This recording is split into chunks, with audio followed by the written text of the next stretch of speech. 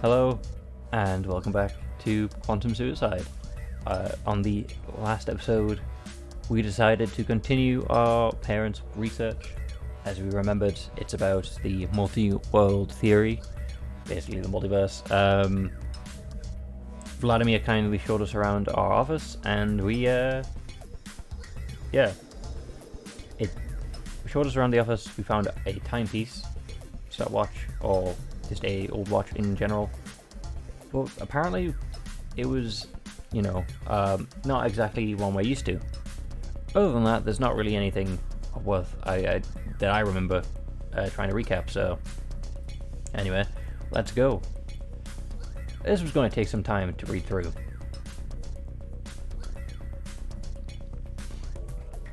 Why was there a pocket watch in the box? It seemed so out of place. For a few hours, I sifted through more of the papers. In the end, I didn't manage to find anything helpful.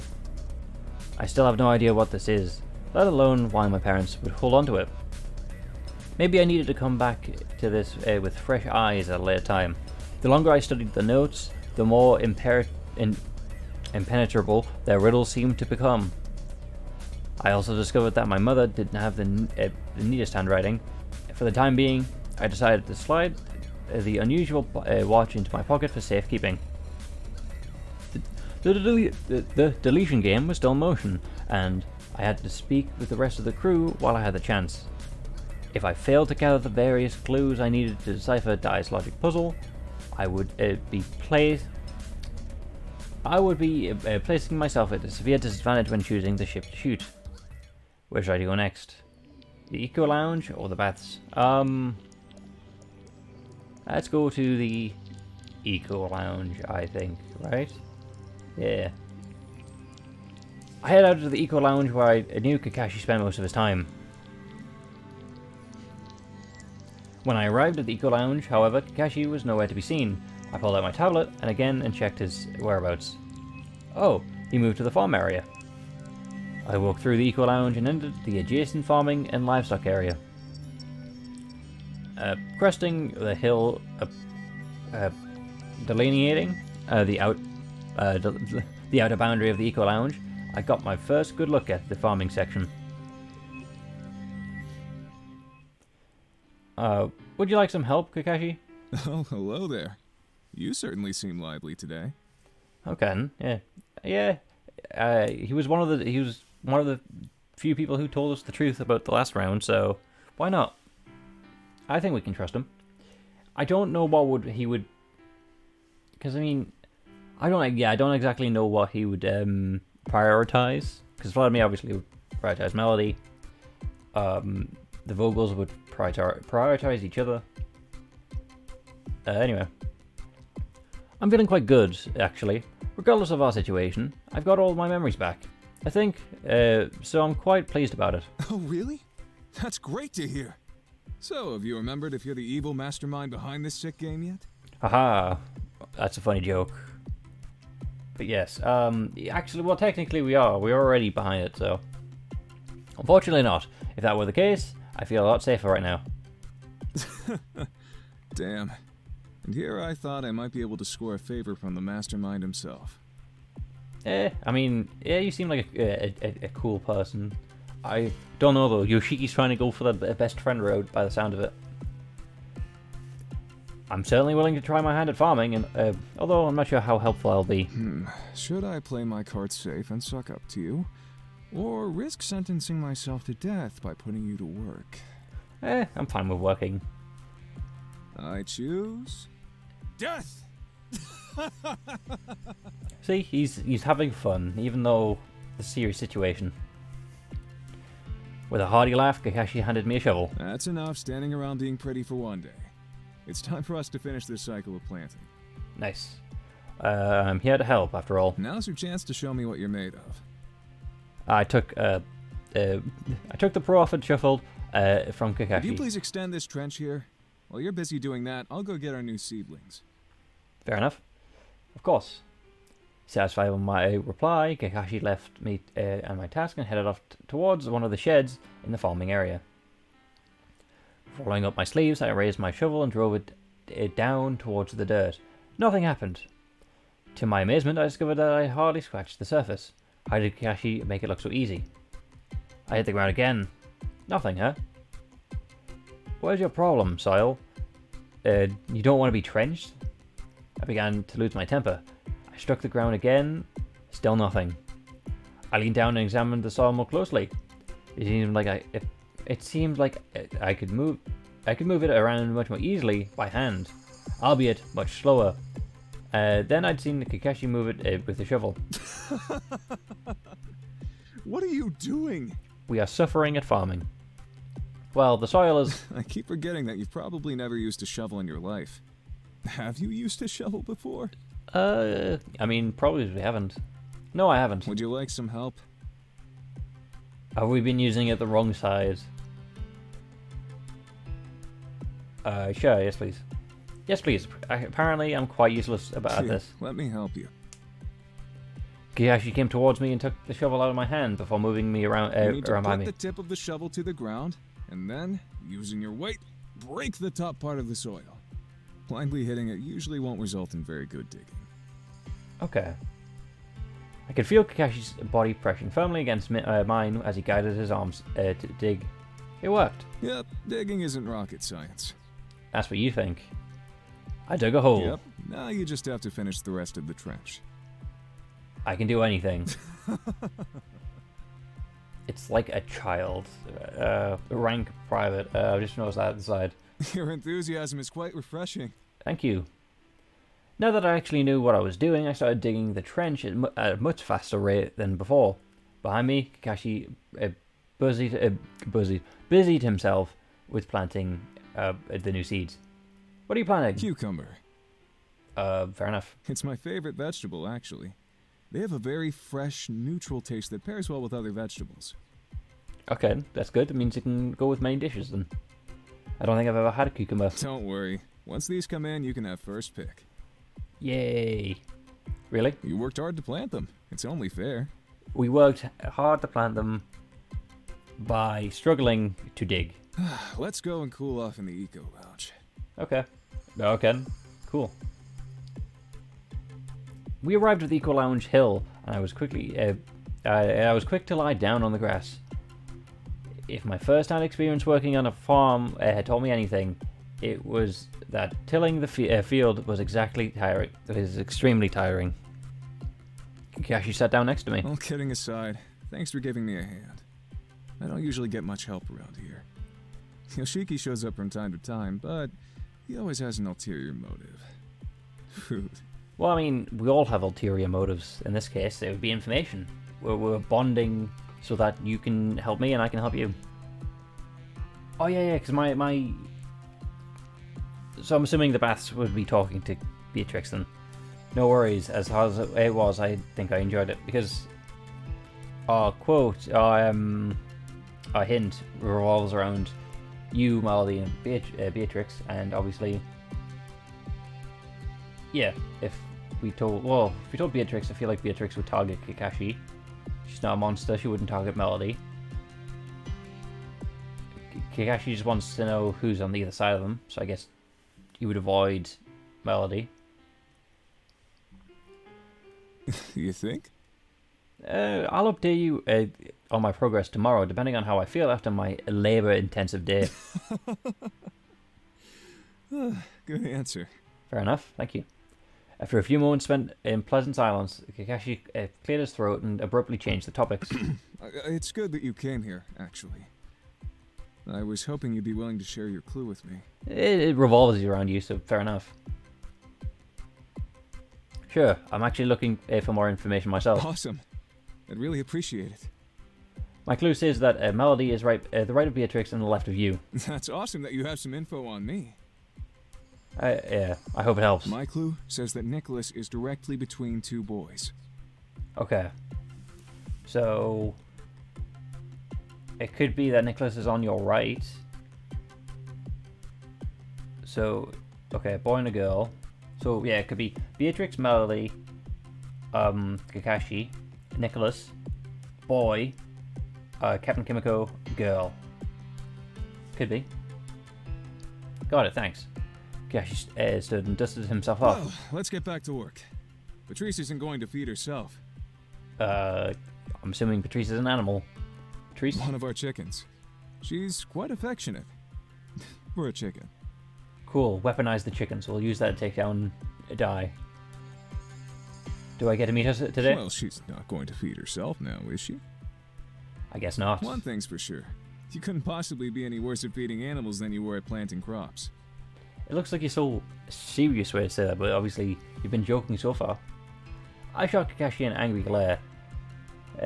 By way of apology, Kakashi offered me a hand up off the ground. Break concluded, and we headed back to the farm area. Over the next few hours, I helped Kakashi take care of the animals. Who knew the ship had so many on board? We had chickens, sheep, cows, and some of which were rather unusual names. Well, I mean, you gotta name them something.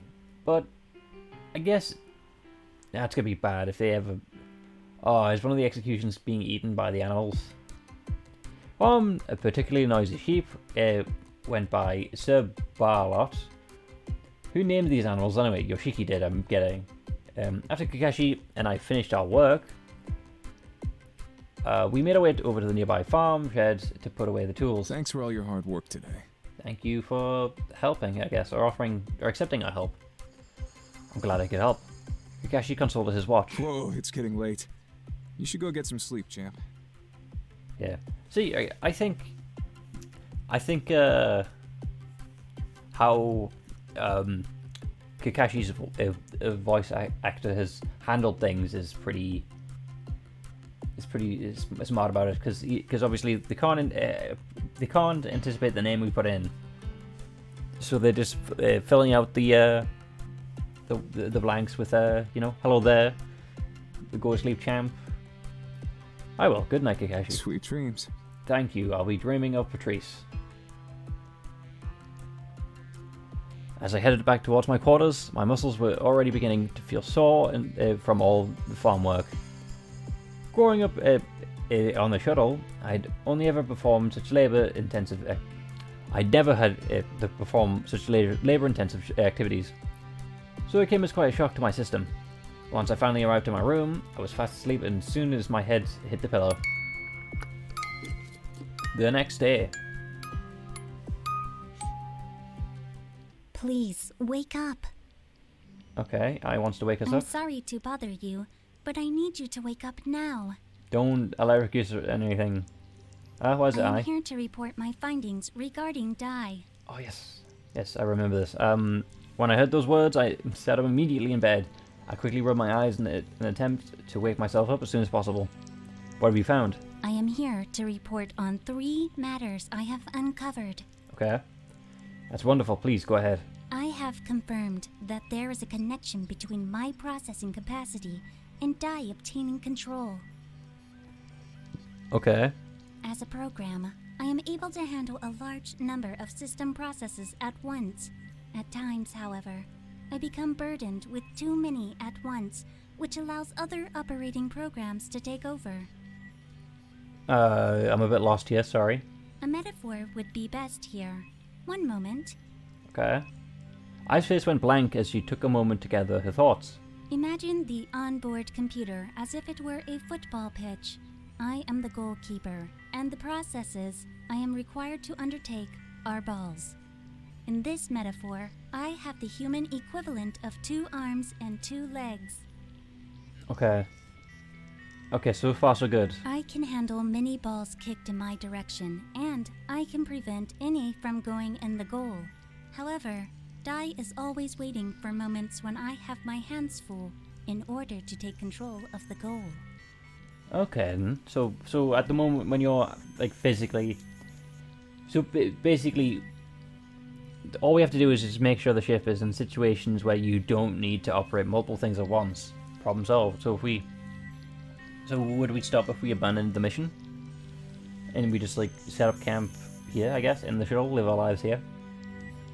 Can't you simply perform fewer systems processes at once? On paper, that is a valid idea.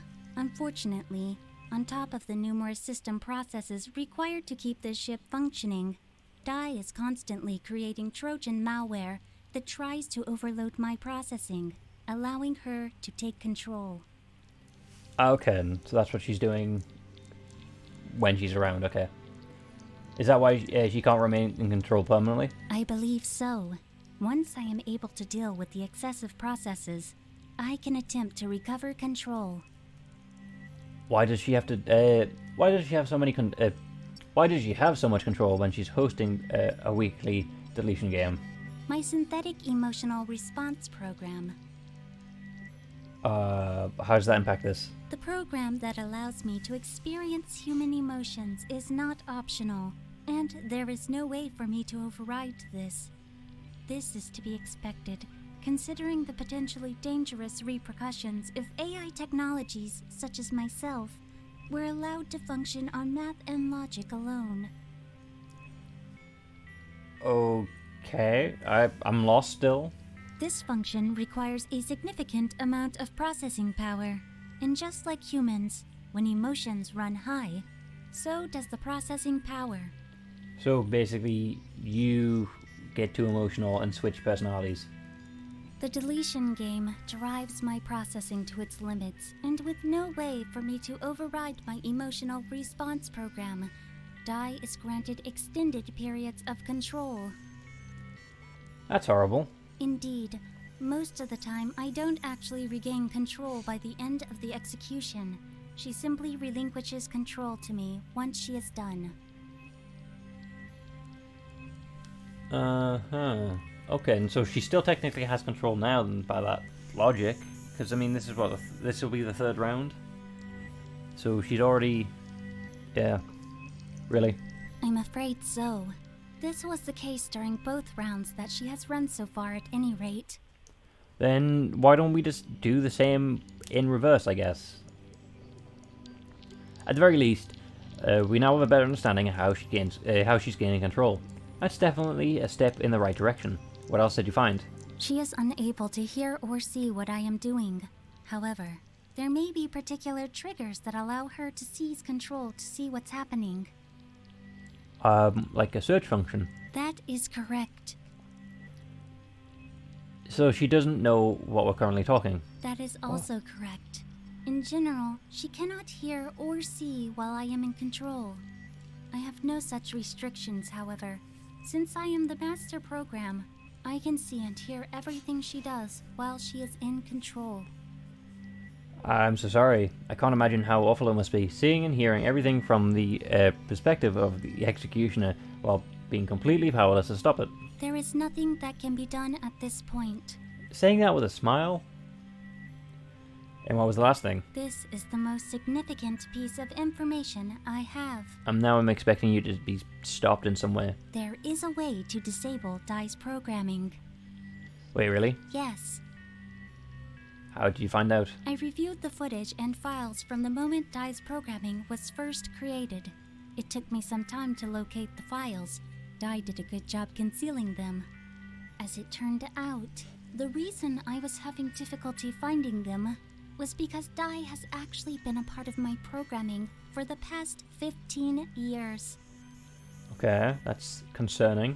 Originally, I had focused my efforts on when you first arrived, but that was simply the trigger that activated it, not the moment she was created. I'm gonna guess that someone's hiding on board the ship, and that's why we were pushed over the limit, because if they've been here for 15 years, then they could be hiding somewhere on the ship. Somewhere that I can't see, but somewhere that Dai can. They created Dai, then when we came over, they started eliminating it, and said, oh, okay. So currently they think that 9 people are on board. But because they can't see the person hiding here, it says, oh no, there's 10. So we eliminate one person.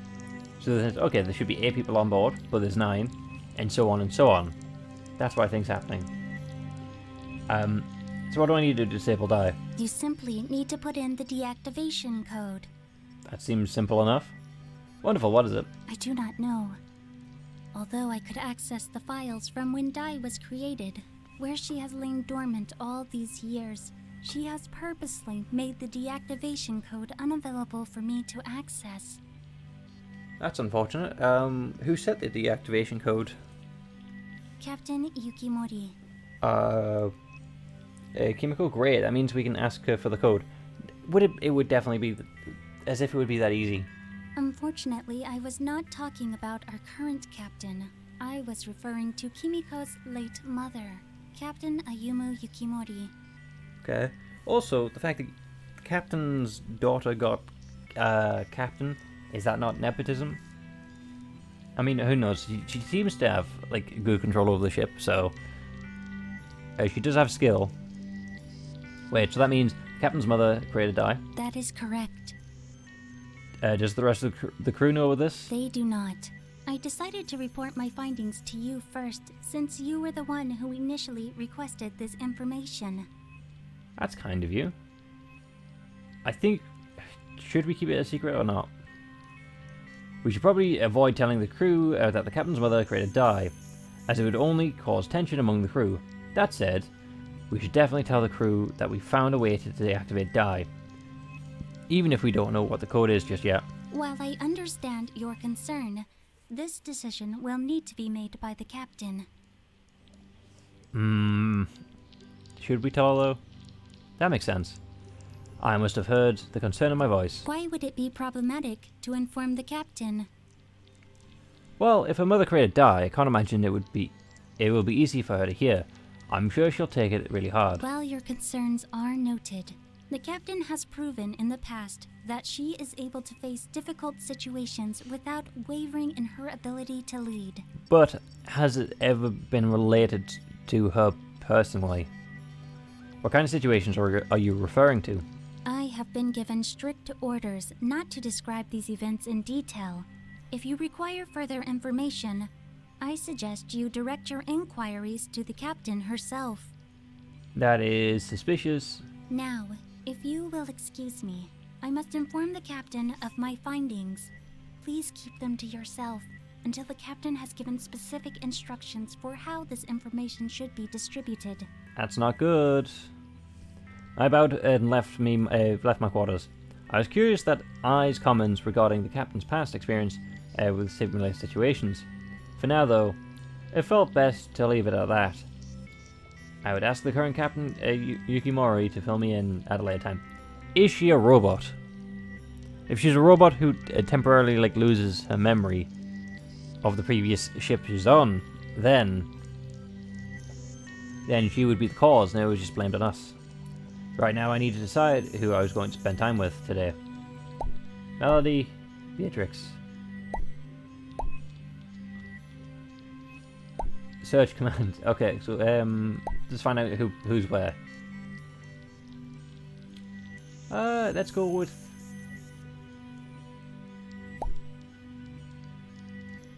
Let's go with Melody. You know, I should go see what Melody is up to. I'm sure she could use company, especially after losing her mum like that. Let's see. According to my tablet, Melody's in her father's shared room. As I made my way towards Melody's quarters, I ran into I in the hallway. Something struck me as odd about the way she was standing by herself, fidgeting expectantly. I, what are you doing? Oh, hello. Melody and I are playing hide and seek. Are you counting? Oh no, I can't be the one to count. It would not be fair. Because you know where everyone is. Why not? Because I am aware of everyone's position on the ship at all times. I could simply materialize beside her as soon as I reached 0. Then you'd win. But yeah, also, yeah, this pause, this image, it's the same one I uses. But yeah, that doesn't sound like cheating. I have no desire to cheat, so when we play this game, I must always be the one who hides. I hate to point out the problem with your hide and seek strategy, but you're kind of standing in the hallway. Isn't really hiding. This is how we play. Melody is incoming. With those words, the image of I disappeared before my eyes and replaced with an image of the captain. What the heck? Please do not give away my hiding place. Well then, interesting. This is actually interesting. So this is an ability that I has. Melody entered the hallway and approached us. Hello, monkey. Hello, Melody. Nervous and confused by I's sudden transformation, I must have been acting quite suspiciously. Hello, Captain. Shouldn't you be studying, Melody? Yes, Captain. Melody lowered her head before giving us both inquisitive looks. Monkey, what has 4 legs but can't walk? Chair, table. A chair, table. 2 people wrestling.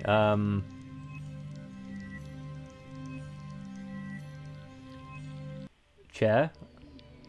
Why a chair? Chairs have 4 legs and can't walk. I found you.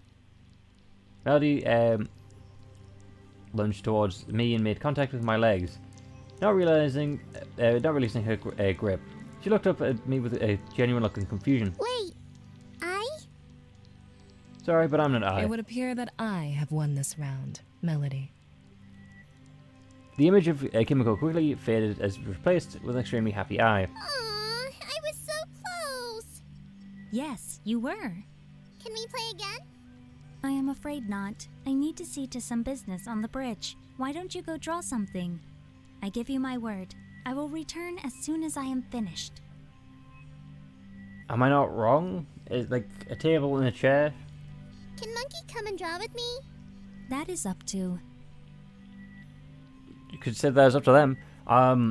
Melody looked at me with some of the largest puppy dog eyes I've ever seen. There was no way I could resist that face. Please, come draw with me.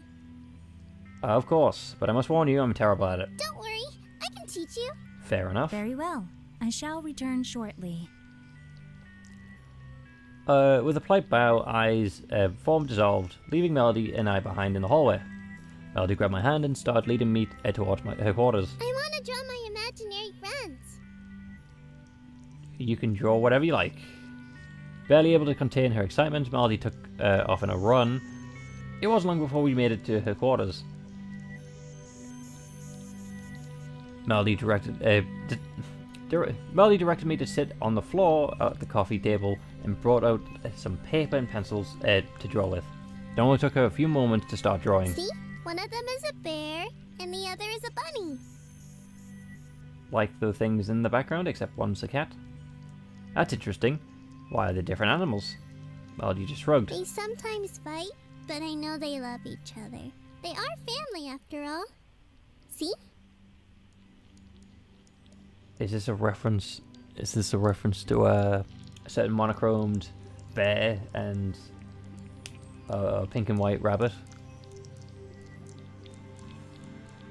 Really? What are you drawing? Really? Okay. It was a reference, I was right. Okay. What are you drawing?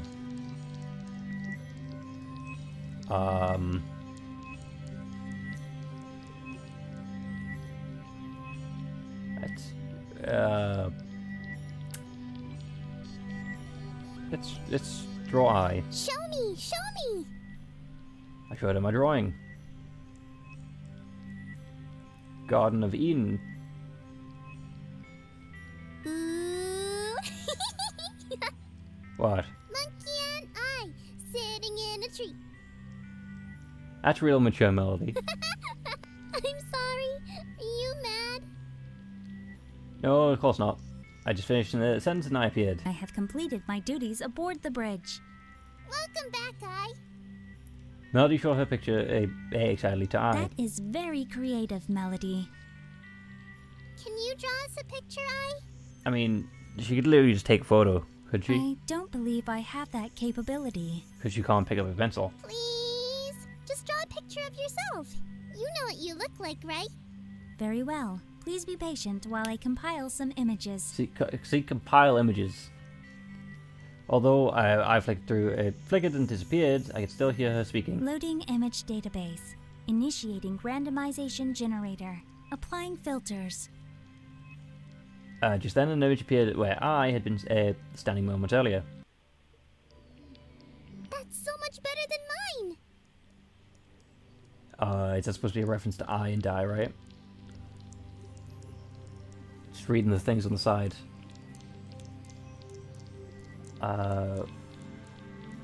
No hints or anything? Nope. I I requested an image comprised of myself and a friend. This is what the algorithm came up with. This was... I made one too, Mommy! Oh boy. Welcome aboard.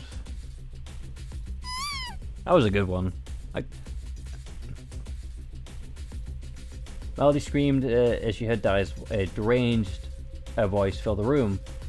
Didn't help the matters that the image was quite unsettling.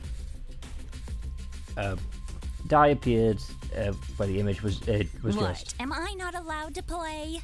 That's just rude. Yeah, you can take my place in the Logi ship game. If you get hit, you die. That's the rules.